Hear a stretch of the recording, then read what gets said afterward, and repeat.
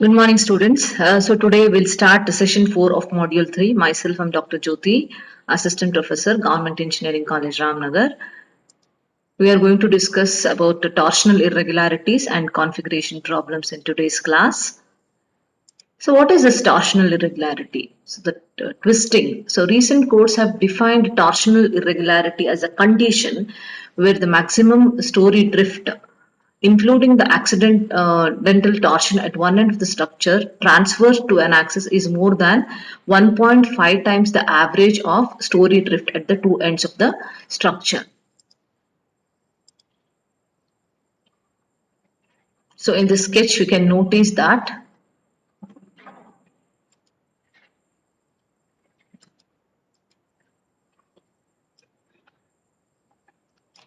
so due to the twisting, recent courts have defined torsional irregularity as a condition where the maximum story drift, that is this drift, including the accidental torsion at one end of the structure, transfers to an axis is more than 1.5. You can notice here there is 1.5 times the average of the story drift at the two ends of the structure leads to this torsional irregularity.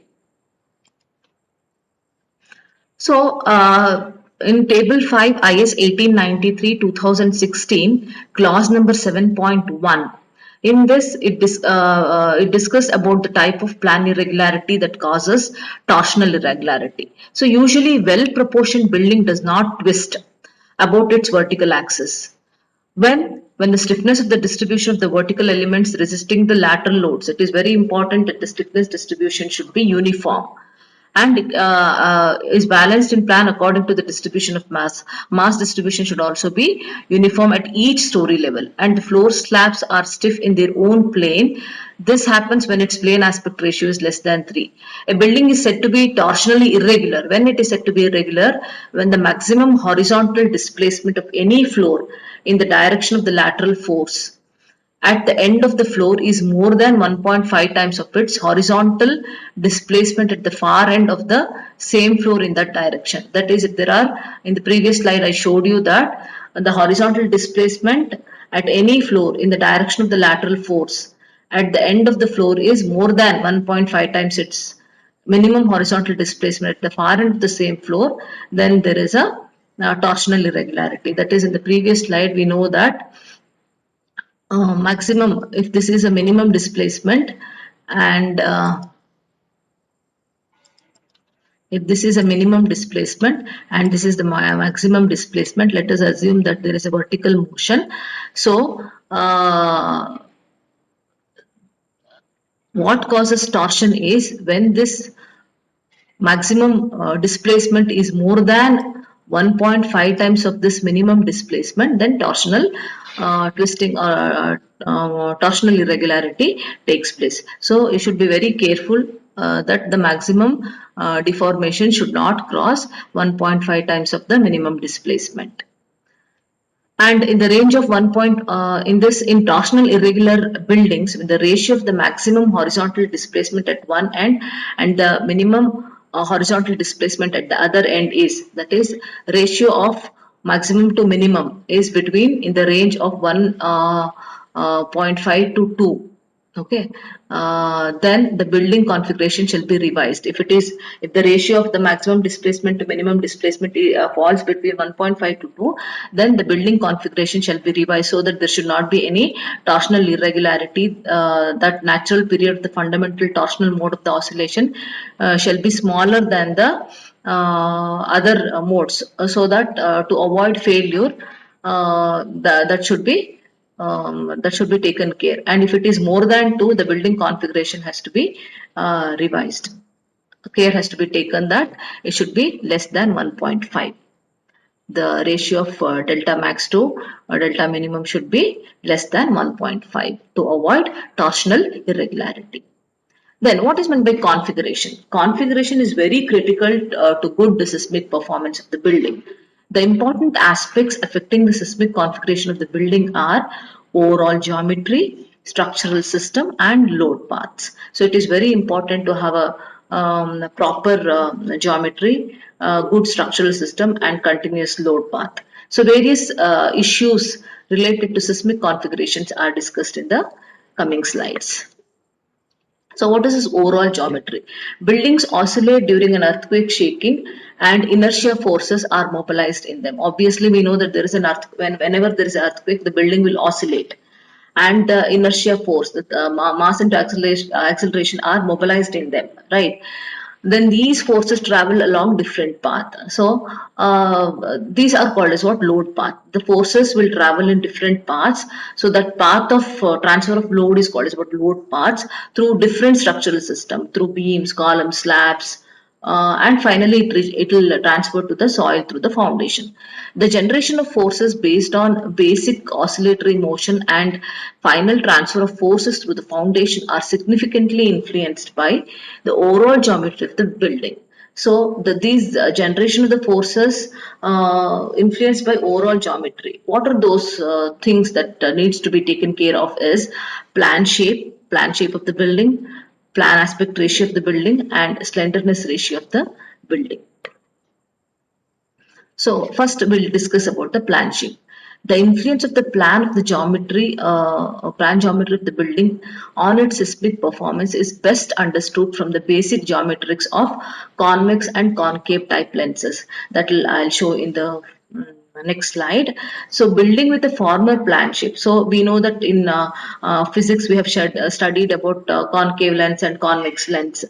All these basic geometry can be better understood with the help of this convex and concave type lenses that I'll be showing in the next slide. So building with the former plan shape, that is building with a convex shape, have a direct load path for transferring seismic inertia forces to its base, while those with the latter is what? Concave type lenses, concave type shape buildings necessitate indirect load path that results in stress concentration at points where load paths bend.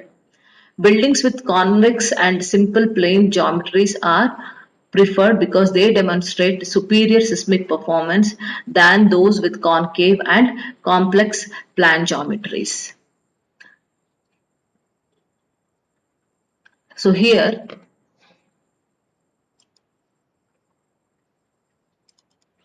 so this is a convex lens. Hope you remember. This is the convex lens.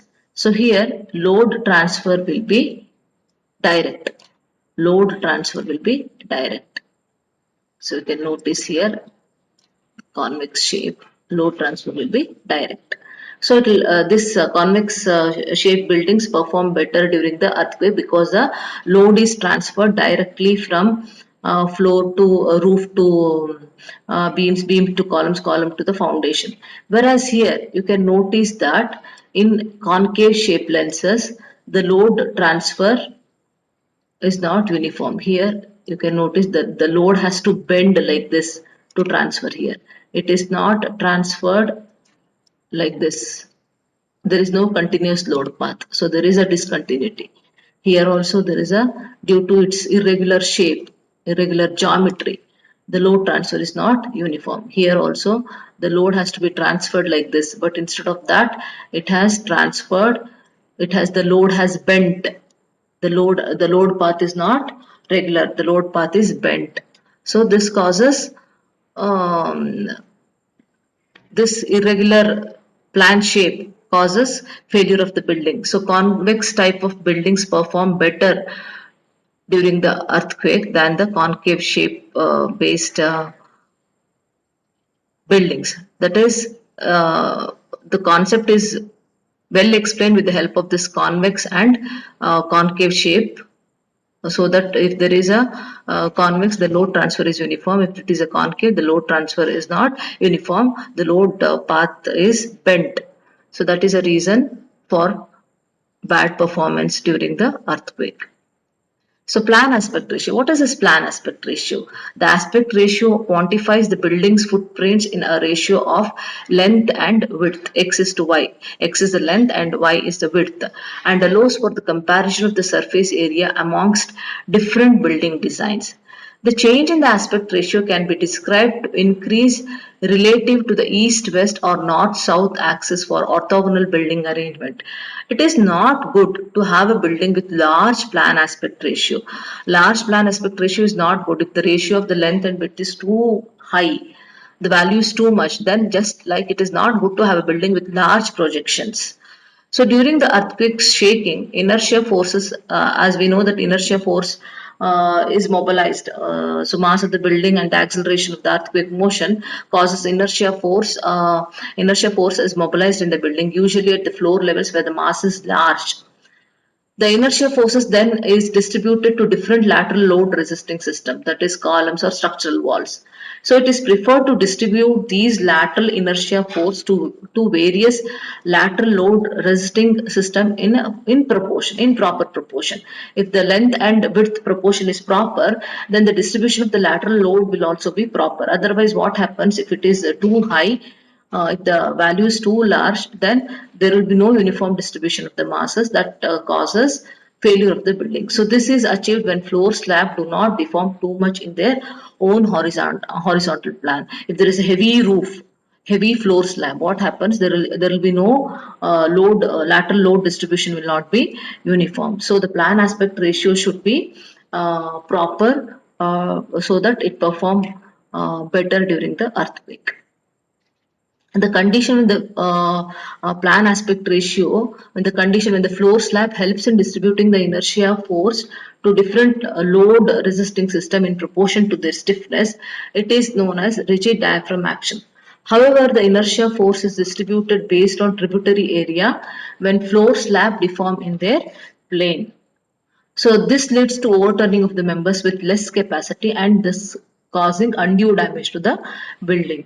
Right, so floor slab in buildings with large plane aspect ratio, that is if the plane length by width ratio is, if it is greater than 4, then it may not provide the rigid diaphragm action. If the rigid diaphragm action should be provided, then care has to be taken that floor slab should help the distribution of inertia forces to different loads resisting system in proportion to their system. So if it is in proportion to the stiffness, then it is called as what? Rigid diaphragm action. So this diaphragm action in the figure C, we can notice that if the aspect ratio is 1, let me explain with the help of pen.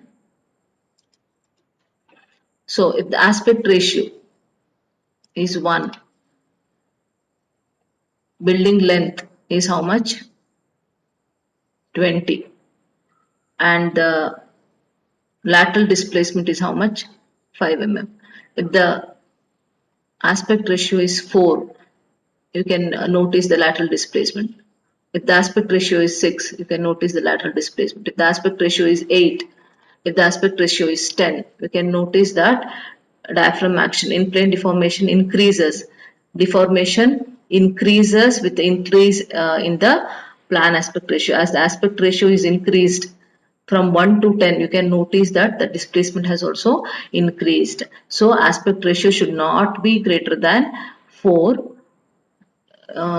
in order to provide a rigid diaphragm action. So plan aspect ratio should be well within 4. So next one, slenderness ratio. It is not desirable to have a building with large slenderness ratio also. It is not desirable to have a large plan aspect ratio. It is not desirable to have irregular plan. In the same way, it is not desirable to have a large slenderness ratio. Just like it is not good to have a building with large projecting arms and large plan aspect ratio. That is irregular geometry or large plan aspect ratio. So during the earthquake shaking, buildings sway laterally and excessive lateral displacement is not desirable. A large lateral displacement causes significant non-structural damage. Structural damage and even second order force displacement effect that leads to collapse of the building. So whenever there is an earthquake shaking, we all know that the building moves in the lateral direction. And obviously excessive lateral displacement is not desirable. So large lateral displacement may cause non-structural damage or it may cause structural damage and it may even cause second order force displacement effect. So if due to this force displacement effect, there may be collapse of the building. So design codes recommend that inter-story drift under design earthquake forces to be restricted to 0.4% of story drift. So it should be restricted to 0.4% of the story height.